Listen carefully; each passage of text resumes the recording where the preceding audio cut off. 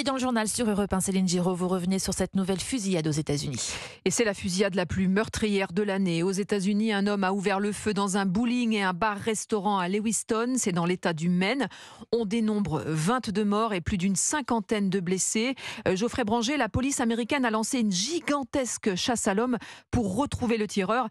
Un suspect a été clairement identifié. Oui, cela fait plus de 12 heures que les sirènes de police résonnent dans les rues de Lewiston, une ville de 39 000 habitants, la deuxième plus importante de l'État. Plusieurs centaines de policiers sont mobilisés pour retrouver Robert Card, âgé de 40 ans.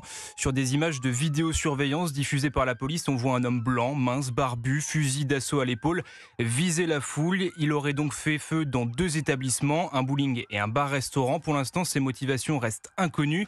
Toujours introuvable, la police a ordonné à la population de rester confinée face au danger.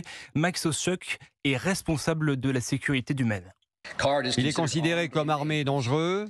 Si des gens le voient, il ne faut pas l'approcher ou essayer de lui parler.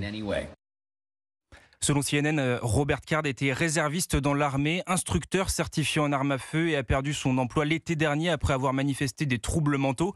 Il affirmait entendre des voix et menaçait d'aller commettre une tuerie dans une base militaire. À cette heure, le bilan fait état de 22 morts et plus d'une cinquantaine de blessés. C'est l'un des drames les plus meurtriers depuis la tuerie de Las Vegas en 2017 qui avait fait 60 morts et plus de 500 blessés.